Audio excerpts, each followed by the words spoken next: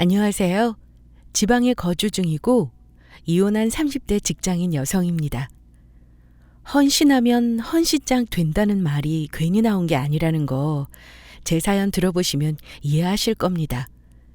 지금에야 모든 게 정리돼서 이렇게 제 얘기를 들려드릴 여유가 생겼다지만 사실 아직도 억울하고 분한 마음은 가시지가 않습니다. 생각만 하면 너무 분하고 마음이 아프고 그냥 막 소리만 지르고 싶은 심정입니다. 완전 막장 중에 개막장인데다 사연이 자극적이라 저도 사연을 보내는 거 고민했습니다만 부모님께도 자세히 말 못한 제 상처를 익명의 공간에서 조금이나마 치유받고자 이렇게 용기 내봤어요. 전 남편이지만 편의상 남편이라 칭할게요. 남편과 결혼한 지는 3년쯤 되었습니다. 햇수로는 6년째 사귀다가 결혼했어요. 남편은 전기 기사인데 3교대로 근무를 하기에 일이 좀 힘든 편입니다. 저는 유아교육과 졸업하고 유치원 교사로 재직 중이고요.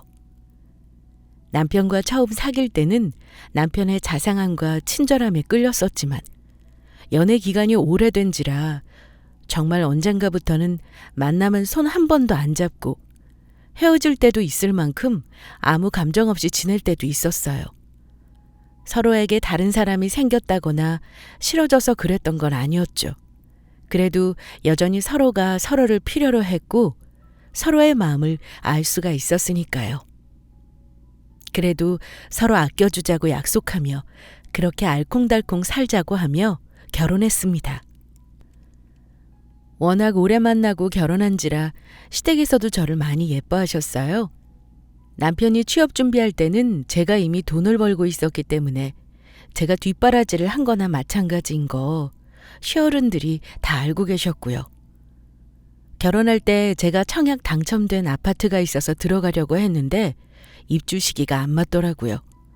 그런데 시댁에서 다세대 주택 건물을 갖고 계신데 마침 투룸 하나가 빠졌다고 나만 괜찮으면 들어가서 살라고 하셔서 신혼살림은 투룸에서 시작했습니다.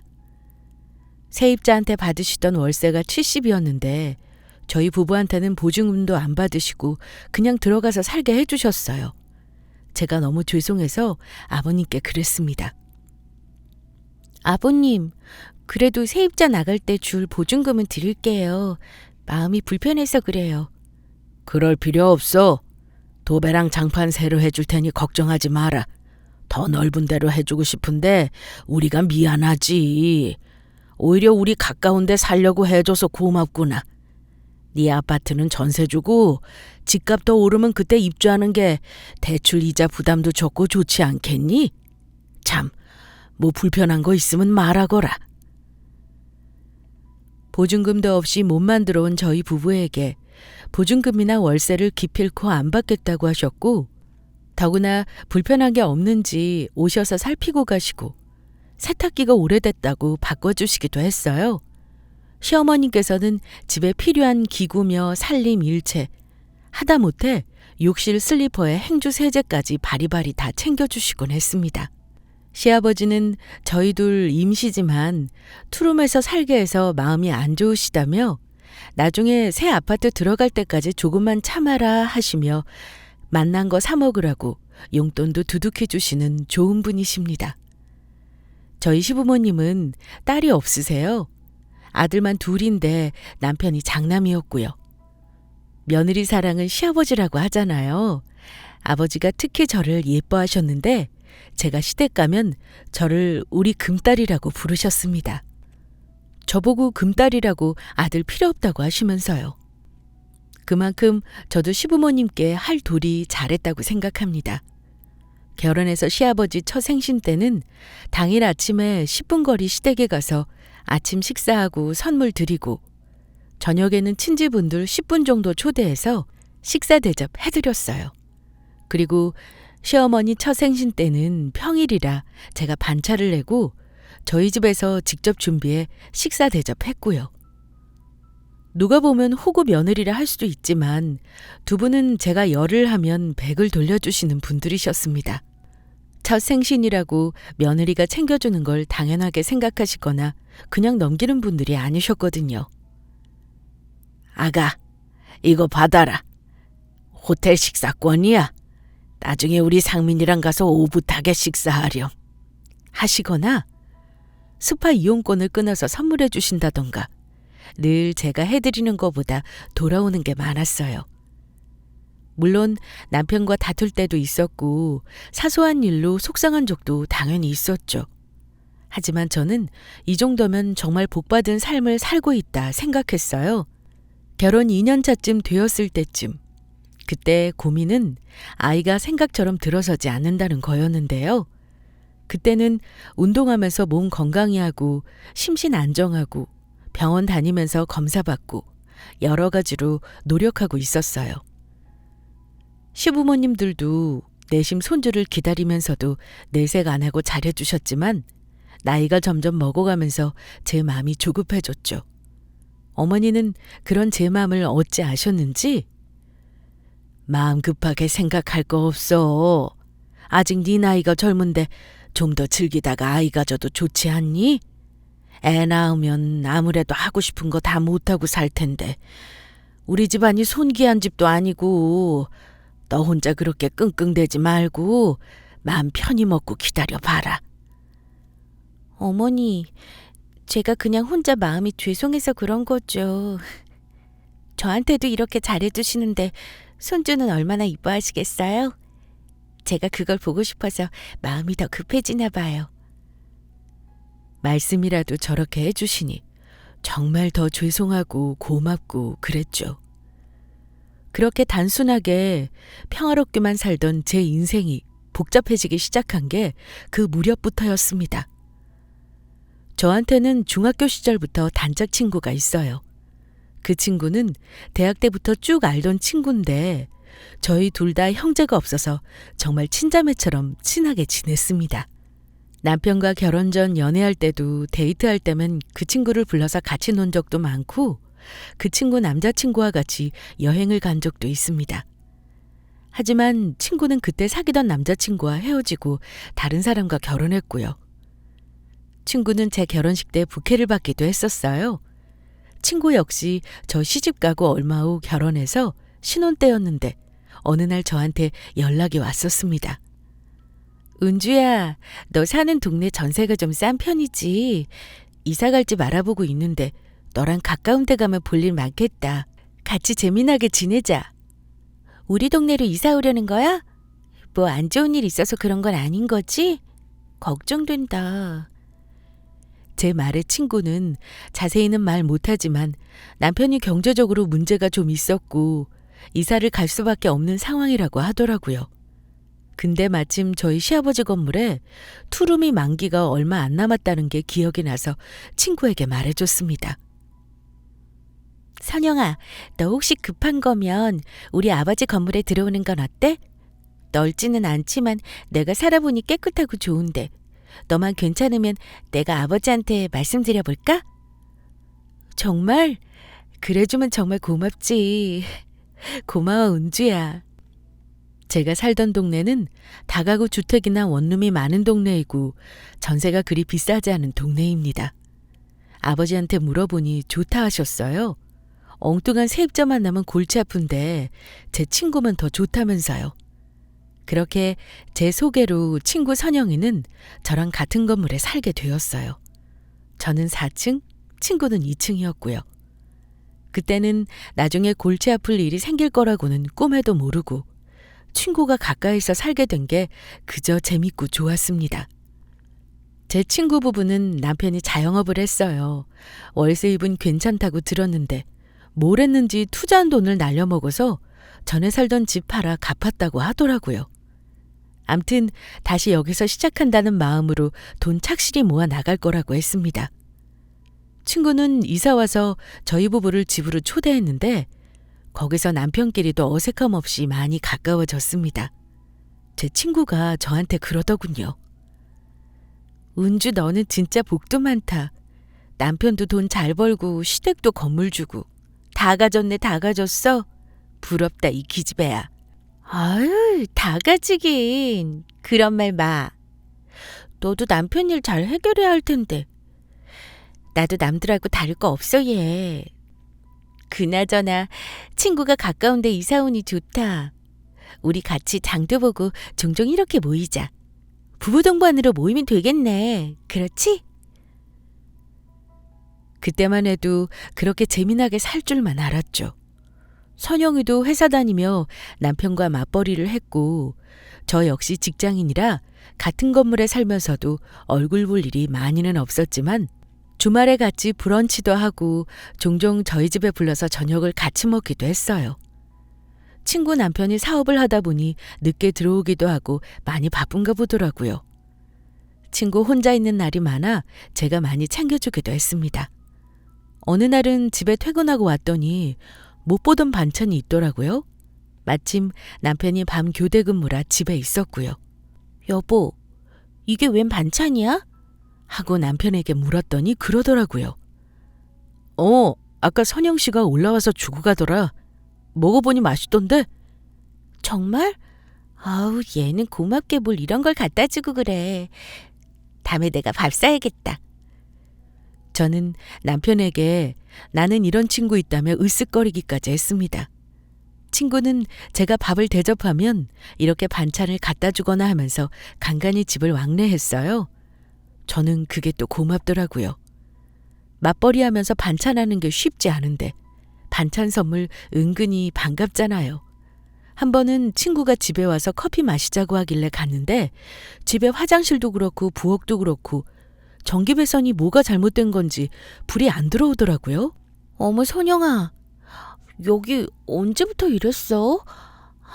이렇게 어둡게 해놓고 어떻게 살아? 등 갈아봤어? 전구를 갈았는데도 뭐가 잘못된 건지 불이 안 들어오더라고. 남편한테는 진즉에 말했는데 집안일 같은 거 신경 하나도 안 쓰는 사람이라 그냥 방치하고 있지 뭐. 진작 말하지 그랬어. 우리 남편 전기기사인데 이까짓 거 금방 고치는데. 내가 우리 신랑한테 말해놓을게. 나중에 낮에 쉬는 날 한번 와서 고쳐달라고. 저는 망설임 없이 남편에게 전기배선을 봐주라 하겠다고 친구에게 말했습니다. 시아버지 건물이니 세입자 불편은 당연히 해결해줘야 한다고 생각했고요. 저는 며칠 후 남편에게 친구네 배선을 좀 봐달라 말했어요. 자기야, 선영이네 집 갔다 왔는데 전등이 여기저기 안 들어오는 데가 많더라고. 당신 쉬는 날 가서 봐주라. 그래? 까짓 거 뭐 어려워. 낮에 쉬는 날 내가 가서 봐줄게. 미리 친구한테 말만 해놔. 내일 모레 괜찮겠네. 저는 친구에게 남편이 집에 가서 배선을 봐주기로 했으니 문 열어주라고 미리 얘기해 놓았습니다. 그런데 그게 화근이었던 걸까요? 제가 남편을 친구 있는 집으로 보낸 게 잘못이었던 건지, 언제부터 잘못된 건지 확실치는 않네요. 그렇게 소소한 도움을 줬다고만 생각하고 그 일은 일상 속 작은 에피소드로 기억에서 지워졌었죠. 그런데 곰곰이 되돌아보니 정확히 그 무렵부터 남편이 좀 이상해지긴 했습니다.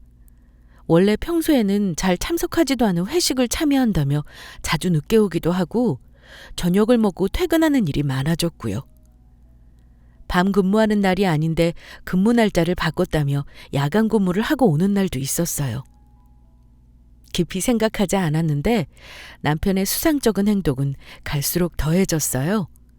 TV를 보다 전화가 오면 밖에 나가서 받고 온다든지 문자가 오면 제가 못 보게 가려서 본다던가 집에 와서 종일 폰만 들여다보고 있다던가 등등이요. 하지만 퇴근 후에는 집안일도 잘 도와주고 연애 때처럼 다정하고 부부관계에도 별 이상이 없어서 깊게 생각하지 않았습니다. 물론 그 후에도 저는 친구네 부부와 모임을 가지기도 했고 잘 지냈습니다. 그렇게 몇 달이 흘렀나 봐요. 평화롭게 지내는 저의 일상을 흔드는 일이 생겼습니다. 하필 시어머니가 친구분들과 해외여행을 가셨을 때 시아버지가 갑작스럽게 교통사고를 당하셨거든요.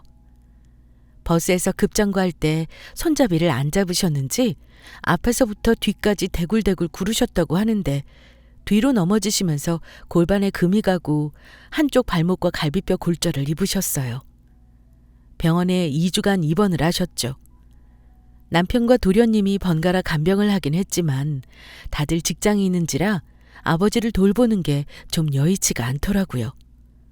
그때는 간병인도 어찌나 구하는 게 어려운지 여자 간병인은 그나마 구할 수가 있는데 남자 간병인은 구하기가 하늘의 별 따기였어요. 아버님이 수술을 해야 하기도 하고 거동이 불편하시기 때문에 화장실 가는 것만 보조해드리면 며느리인 저도 간병을 할 수가 있을 것 같아서 상의 끝에 저도 같이 아버님을 돌봐드리기로 했습니다. 남편이 밤근무 없을 때는 밤에 돌보기로 하고요. 저는 다행히 가족 병간으로 휴가가 가능해서 5일 정도만 휴가를 내기로 했어요. 남편은 일을 해야 하니 남편 쉴 때는 제가 아버지 입원한 병원에 가기로 했죠.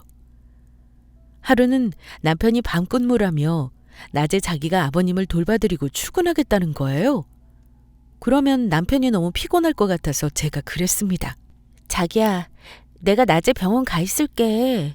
당신 그러고 출근하면 피곤해서 안 돼. 걱정하지 말고 당신 비번인 날 받으려. 그냥 오늘 밤까지 내가 병원에 있다가 내일 오전에 교대만 좀 해주라. 그래? 고마워. 혹시 무슨 일 있으면 연락하고. 고맙다며 환하게 웃던 그 얼굴이 지금도 선하네요. 말한 대로 그냥 그 다음날 왔어야 했는데 말입니다.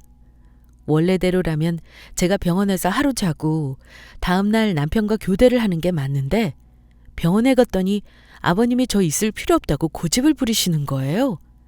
아무래도 며느리가 아버지 간병하는 게 불편하시긴 했겠죠. 자식한테 기대는 거 질색하는 분이라 아마 더 그랬을 거라 생각합니다. 아들 도움도 마다하시는 분이 며느리 도움은 오죽하셨겠어요? 아이, 글쎄 아버지 괜찮다니까 그러네. 좀 불편해도 두 손 멀쩡하니 다 할 수 있다. 네가 있어도 할 게 없대도. 아가, 괜찮으니 잠은 집에 가서 편하게 자라. 응? 아버지도 참, 제가 안 괜찮아서 그래요. 어머니도 안 계신데 혼자 계시면 불편하시잖아요. 하다못해 물 떠오는 것도 그렇고 식사할 때도 그렇고. 너무 불편해하지 마시라니까요. 아이고 참 고집도. 그럼 이따 집에 밑반찬이나 좀 갖다 줄래? 병원 밥이 영 심심해서 입맛이 없구나. 그거만 좀 부탁하자. 네가 밤까지 굳이 여기 있을 필요 없어. 아버지와 신랑이 끝에 결국 제가 졌습니다. 잠은 집에서 자기로 하고 아버지가 부탁한 밑반찬을 가지러 급하게 집으로 다시 왔어요. 남편 출근 시간 전이니 미리 전화해서 반찬 좀 가지고 내려오라고 말할 겸 전화를 했죠. 그런데 전화를 안 받더라고요.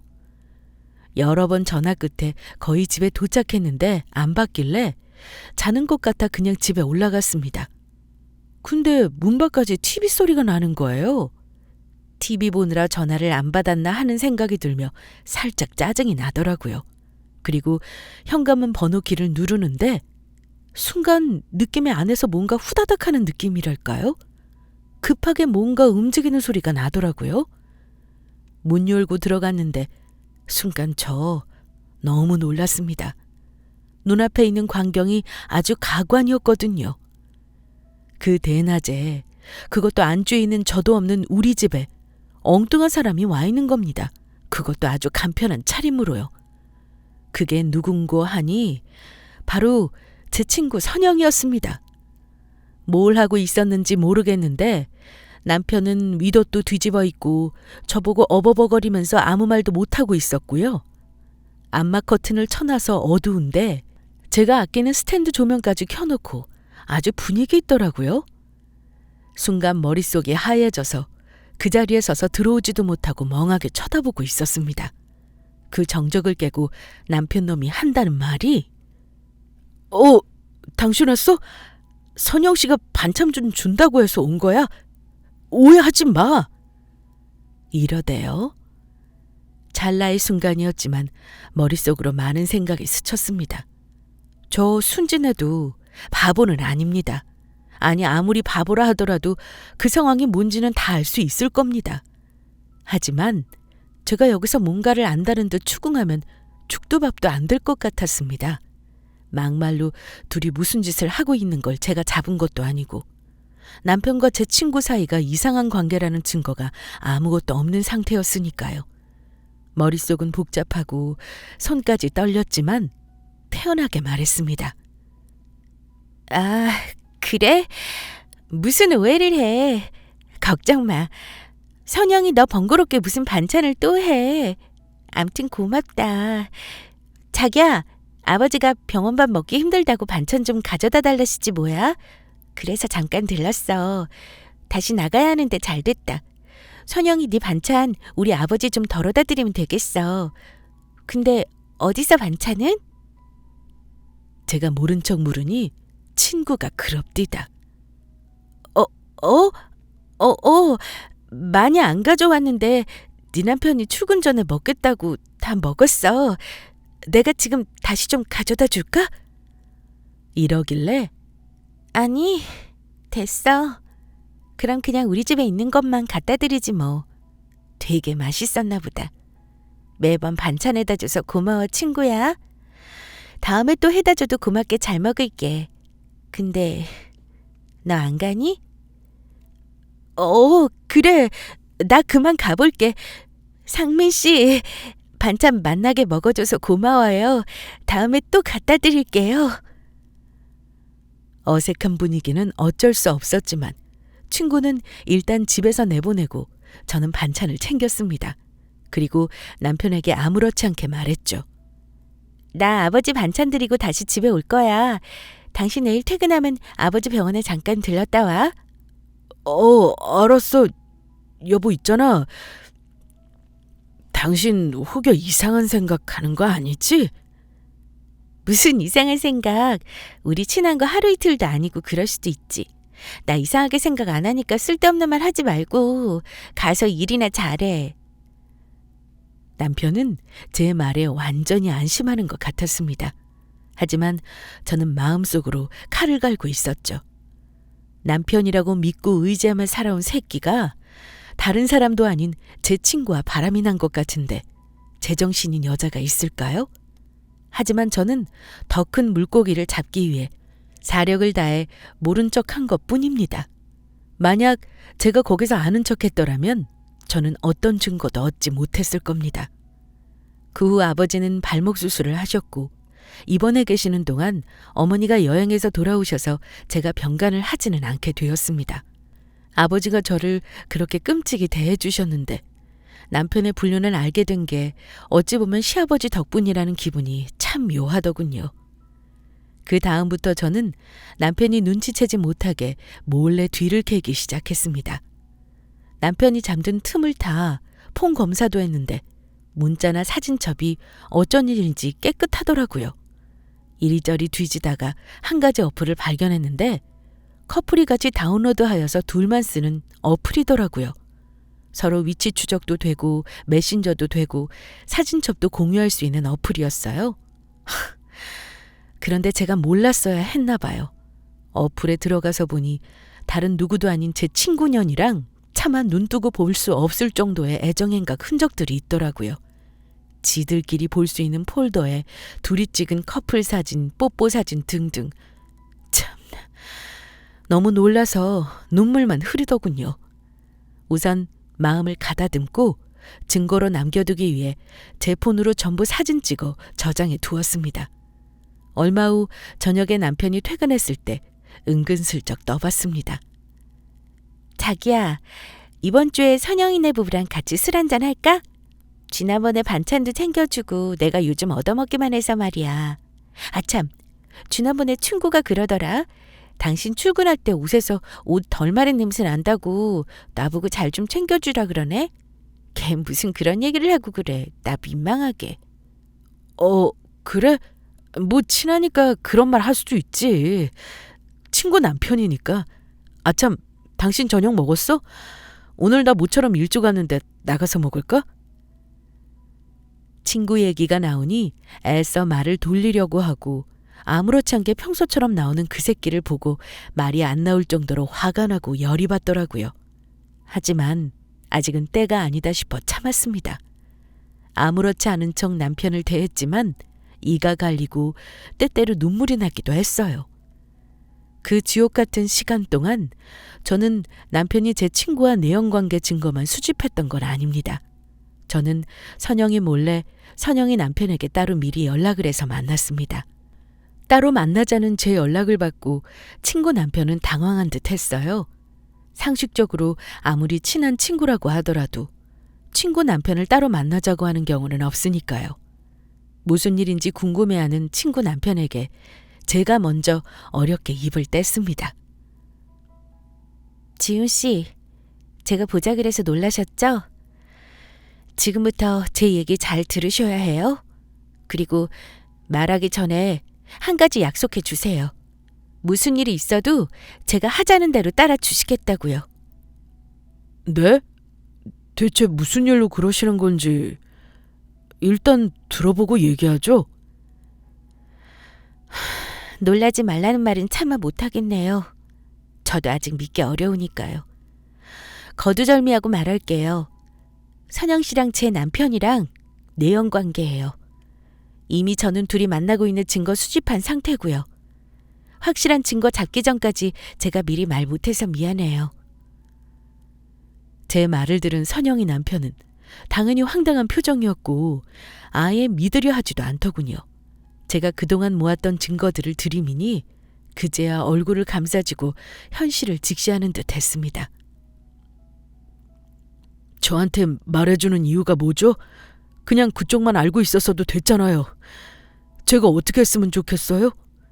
와이프랑 그쪽 남편이랑 바람난 거 알았으니 지금 당장 가서 남편을 패야 하나요? 지훈 씨, 지금 제 말이 귀에 안 들어오시겠지만 섣불러 행동하면 둘 다 그냥 이혼만 하고 끝날 수 있어요. 저는 이혼 전에 상간녀 소송부터 할 거예요. 어차피 집으로 소장 가면 지훈 씨도 알게 될 거고요. 저는 절대 그냥 넘어가지 않을 거예요.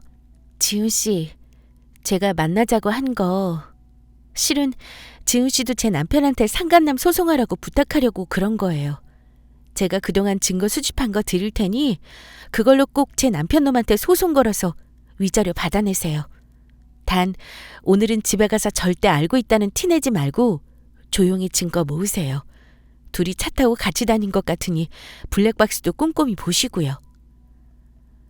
저는 선영이 남편에게 미리 이 사실을 알려주고 서로 각자 소송을 하자고 얘기를 끝마친 상태였습니다. 그리고 모든 증거가 모일 만큼 모였다고 판단돼서 남편에게 이혼하자고 말하기 전에 상간녀 소송을 먼저 했습니다. 소장 접수하는 날 친구 남편도 상간남 소장 법원에 냈다고 제게 연락하더군요. 소장을 법원에 내는 날까지 얼마나 치욕스러웠는지 모릅니다. 그리고 집에 와서 그동안 모았던 증거물 전부 프린트해서 증거자료랑 남편 짐 싸서 시댁으로 찾아갔습니다. 시부모님이 저를 보시고 많이 놀라시더군요. 어머니 아버지, 남편 이제 여기서 지내라고 할게요. 그 사람 제 친구랑 바람이 났네요. 보통 사이 아니니까 제가 이러는 거고요. 말릴 생각은 하지 말아주세요. 증거 가져왔으니 보고 판단하시고요. 저 그 사람이랑 이혼하겠습니다. 제 말을 듣더니 두 분 다 놀란 토끼 눈이 되시긴 했는데 역시 팔은 안으로 굽는다고 어머니는 저한테 이러시더군요. 아니 아가, 대체 상민이한테 네가 어떻게 했길래 그놈이 다른 여자한테 눈을 돌린다니? 걔가 그런 애가 절대 아닌데 말이다. 남자가 왜 바람을 피우겠니? 응? 네가 잘못하거나 아니면 그년이 아주 불려시인 거지.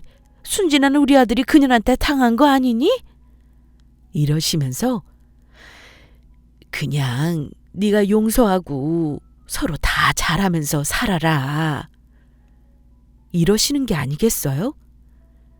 저 솔직히 좋은 말 기대하고 시댁 가서 털어놓은 건 아니었지만 그래도 저를 예뻐해 주시던 분들이라 그래도 제 편 들어주실 줄 알았습니다. 그런데 결정적인 순간에 역시 어머니는 아들 편이었네요. 저는 시어머니 그 말 듣고 너무 어이가 없어서 어머니, 반대로 생각해 보세요. 만약에 제가 상민 씨 친구랑 바람나서 아들이 이혼하겠다고 해도 그렇게 말씀하실 수 있으세요? 저한테 그렇게 말씀하시면 안 되죠. 저 소송에서 위자료랑 재산 분할 철저히 할 거예요. 그리고 정신적 피해 보상 청구도 다 할 겁니다. 오늘 저 어머니 아버지한테 이혼 허락 받으러 온 거 아니고요. 이혼하는 거 통보하러 온 겁니다. 그런 것도 남편이라고. 친구년이랑 바람난 새끼를 어떻게 믿고 사냐며 시부모님한테 울면서 할 말 다 하고 왔습니다. 저희 시부모님 항상 예의 바른 며느리만 보다가 이렇게 도끼 품고 바락바락 대드는 제 모습 보고 놀라셨는지 아무 말도 안 하시고 시부는 담배만 피우시더라고요. 아무 말 없이. 그리고 집에 돌아와 남편과 같이 썼던 침구며 식기며 추억 담긴 편지며 결혼사진 전부 다 버렸습니다. 그동안 참았던 서름이 폭발해서 엉엉 울고 있는데 그때 남편 새끼가 시부모님 연락을 받았는지 헐레벌떡 집으로 들어오더군요. 제가 우는 걸 보더니 남편 새끼는 놀란 척하면서 묻더군요. 당신 왜 그래? 무슨 일이야, 어? 남편이 뻔뻔하게 말하길래 제가 친구에게는 꺼내지 않고 그랬습니다.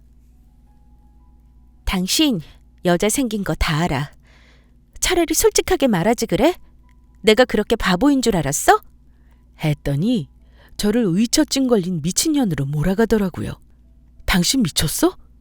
내가 당신밖에 모르는 거 알잖아. 갑자기 왜 그러는 거야? 오늘 우리 부모님한테 가서 이혼한다고 했다며. 아마 남편은 제가 치밀하게 증거 수집을 했다는 건 몰랐던 것 같습니다. 그래?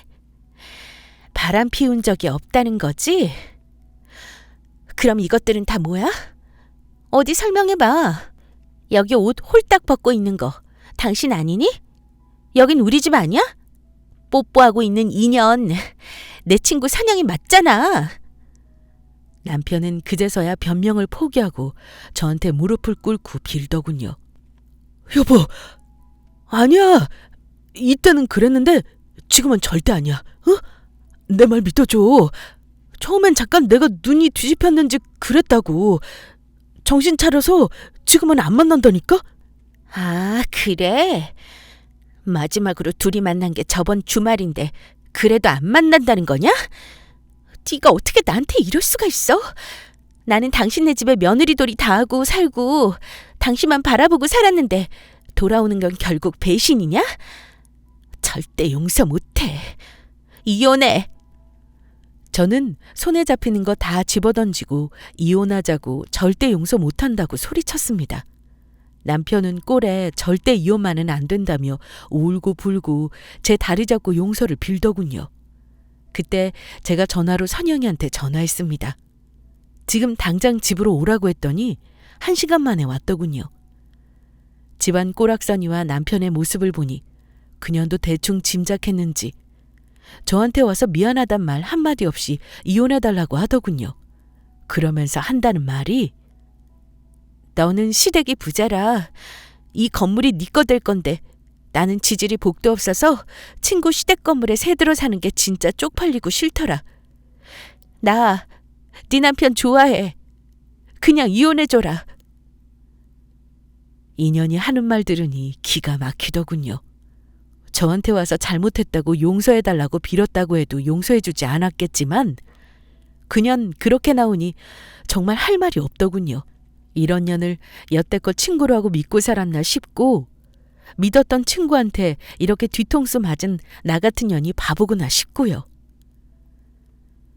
그 자리에서 그년 남편에게 전화해서 우리 집으로 오시라 했습니다. 그녀는 제가 지 남편한테 전화하는 걸 보고는 깜짝 놀라면서 말하는 도중에 제 전화기를 뺐더라고요. 그때 저 열받아서 그년 싸대기 한번 후려쳐줬습니다. 양심은 있는지 그녀는 뺨 맞고 가만히 있더군요. 얼마 안 있다 그년 남편도 우리 집에 왔고요. 다들 삼자대면은 들어보셨죠? 근데 저는 막장 중에 개막장 사자대면을 한 사람입니다. 남편 바람 알고 나면 흔히들 상간녀를 조지는데 저는 그래선 안 된다고 생각합니다. 우선적인 잘못은 내 배우자이니 남편을 더 조지는 게 맞다고 봐요. 얼마 후 그년 남편이 집에 왔고 돌아가는 상황을 보고는 올 것이 왔나 보다 하는 것 같았습니다. 열받아서 흥분한 저와는 달리 친구 남편은 저보다 더 침착하게 대응하더군요. 아마 그동안 저만큼이나 속이 썩어 문드러졌겠죠. 친구 남편은 잠시 말이 없다가 갑자기 남편 놈 쪽으로 성큼성큼 걸어와서는 무릎 꿇고 앉아있는 그놈의 대갈통을 한 대 후려쳤습니다. 얼마나 세게 후려치는지 둔탁하게 빡 하는 소리가 허공에 울렸고요. 꼴에 그놈은 잘못한 걸 알아서 맞고 고개만 숙이더군요. 니놈들 바람 피우고 있는 거 우리가 몰랐을 것 같아? 다 알면서 눈뜬 장님으로 살아준 거야. 니들 곧 소장 받으면 법원에 꼭 나와라. 미리 말해두는데 위자료 주려면 돈 두둑히 준비해야 될걸? 선영이 너는 조용히 옷만 챙겨서 이 집에서 나가라. 네 친정으로 가. 우리 부모님께는 너랑 이혼하겠다고 말씀드릴 거니까 나머진 네가 알아서 해라. 친구 남편이 말하자 그녀는 제 남편을 좋아한다더니 자기 남편한테 엉엉 울면서 빌더라고요. 그 두 연놈이 같이 무릎 꿇고 앉아 비는 꼴이라니. 정말 기가 막힌 사자대면이었습니다. 남편이 제게 그러더군요. 어차피 알고 있었으면 이혼하자 하고 끝낼 일이지. 이렇게까지 잔인하게 해야겠어? 당신 정말 독한 사람이다. 내가 그동안 너를 잘못 봤네. 그래서 제가 그 눈 똑바로 바라보며 말해줬습니다. 네가 날 이렇게 만든 거야. 누가 먼저 꼬셨든 너는 가정을 지켰어야 했어. 네가 나를 이렇게 만들고 전현 가정도 깨트린 거고. 알겠어? 너는 나뿐만 아니라 전현이랑 전현 남편까지 인생을 쓰레기통에 집어넣은 거야. 알겠냐? 그러니까 앞으로 바람 피울 때 늘 생각해. 하고 말하고 이혼소장 남편 얼굴에 집어던졌습니다. 드라마 같은 사자대면을 한 후 남편은 시댁으로 쫓아보내고 그년한테 그랬습니다. 2주 줄 테니까 너 집 빼. 지훈 씨는 이미 갈 곳 알아봐 놨으니까 너는 친정을 가든 모텔을 가든 우리 집 개새끼랑 살림을 차리든 알아서 해. 친구녀는 자기 남편한테 뒷덜미를 잡혀 끌려가다시피 우리 집에서 나갔습니다. 둘이 서로 치고받고 싸우던 말던 이제 내일 아니니 상관없었고요. 저는 제 할 일을 냉정히 해나갔습니다. 시부모님은 그 이후 이혼 소송 중에 저를 찾아와 사정사정 하시면서 남자라면 한 번쯤 바라피운다고 용서하고 넘어가는 게 어떻겠냐고 개소리까지 하시더라고요. 그래서 저는 단호히 말했습니다. 어머니, 그냥 바람이었다면 넘어갈 수도 있겠지만 제 친구랑 바람이 난 걸 용서 못하겠습니다. 아이도 없고 저 아직 나이도 젊고 혼자 먹고 살 만큼 능력 있어요. 절대 마음 안 바뀌니 그런 소리 하려면 돌아가세요. 그런데 옆에 계신 아버지는 제게 이러시더군요. 은주야, 우리가 너한테 염치 없이 어찌 더 부탁을 하겠니? 이 사람도 마지막으로 그냥 해본 말일 게다. 우리가 네 대쪽 같은 성품 아는데 뭘 기대하겠니? 오늘 온 건 우리 아들놈 때문에 네가 마음고생한 거 달래줄까 싶어 온 거야. 자, 이거 받아라. 아버지는 제게 통장을 내미셨습니다. 아버지, 이게 뭐예요? 저 그 인간한테 위자료 청구할 거예요. 부모님한테 돈 요구하지 않을 거고요. 은주야, 아버지 말 들어라. 요즘은 돈 없이 이혼하면 안 돼. 너 월급 조금 받은 거 가지고 얼마나 모았니? 위자료 받아봤자 몇천 그거 가지고 뭐 할 거야? 이거 아버지가 딸한테 주는 거다. 내 딸이 이혼하면 나는 돈부터 도와줄 것 같아서 그러는 거야. 절대 사양하지 말아라. 못난 아들놈 때문에 그동안 고생 많았다, 아가. 남편 놈은 죽일 듯이 미웠어요. 하지만 부모님은 무슨 죄겠어요? 못난 아들놈 때문에 며느리한테 이런 꼴이나 당하고. 저도 죄송하기도 하고 뭐라 할 말이 없더라고요. 아들 편 들던 어머니도 제게 어서 받아서 넣어라 하시기에 저 더 이상 사양하지 않고 아버지가 주신 돈 챙겼습니다. 나중에 보니 액수가 8천, 제가 요구한 위자료의 2배가 넘는 돈이었어요. 급하게 마련하신 것 같더라고요. 물론 그 돈 저 준다고 생계 어려운 분 아니라는 거 알고 있어서 저 부담 갖지 않고 그 돈 받은 거고요. 시부모님은 이혼 전 그렇게 마지막으로 배웠네요. 그리고 그 후 법원의 친정 부모님과 동행해서 부모님은 그놈한테 개 쌍욕을 퍼부으셨습니다. 이혼 소송은 상간녀 소송보다 더 빨리 마무리되는 거더군요. 그 후 위자료 3천 판결받고 3년이 안 되는 제 결혼 생활은 그렇게 마무리되었습니다. 시부모님 건물에서 나와 제가 새놓은 아파트 전세 기간이 끝날 때까지는 친정 부모님과 함께 살 계획이었고요. 저는 상간녀 소송을 첨부해 친구 회사와 남편 회사에 내용 증명을 보내고 법의 테두리 안에서 내가 할 수 있는 모든 내용 증명을 보냈습니다. 친구년 남편에게 물어서 그년 친정과 시댁까지 전부 다 보냈습니다. 그리고 민사를 걸면 통장 가압류, 부동산 가압류가 가능합니다. 그래서 전 민사소송 걸고 통장 가압류를 걸어놓은 상태로 1년 2개월 만에 승소했어요. 그걸로 그년 월급 통장도 가압류를 걸었습니다. 친구년 남편 역시 남편놈에게 상간놈 소송을 걸었고 저와 똑같은 절차로 민사소송 걸었고요. 이 과정을 우습게도 바람 피운 것들 배우자가 서로 도와가며 했네요. 저와 비슷한 시기에 그년 남편도 승소하고 전 남편놈 월급에 가압류 걸었고요. 그 긴 싸움에 나온 재판 결과를 또 내용 증명하여 그년과 남편놈 직장에 보냈습니다. 인사상 불이익은 받을 테니까요. 결국은 그녀는 회사에서 잘렸는데 위자료 2,500 나온 거 다 못 받아서 그년 퇴직금도 가압류 조치를 해놓고 제가 다 챙겼습니다. 이만하면 복수는 어느 정도 잘 마무리한 것 같습니다. 남편을 더 탈탈 털고 싶었지만 시부모님은 남편한테 재산 물려준 게 없었고 남편 역시 자기 명의 재산이라고는 통장밖에 없던 인간이라 위자료 받은 걸로 만족했습니다. 최고의 복수가 잘 사는 거라는 말 거짓말이에요. 제가 겪어보니 최고의 복수는 잘 괴롭히다 버리는 겁니다. 나중에 들었는데 친구년도 남편이랑 결국 이혼했다고 하더라고요. 그 후 친구 남편에게 연락 온 적은 없었습니다. 서로 어쩔 수 없이 공조하긴 했지만 우리 둘도 결국 좋은 인연은 아닌 거니까요. 그 후 2년 가까이 지난 지금 저는 잘 살고 있어요. 그 인간은 회사에서 버티지 못하고 나왔다는 말만 들었습니다.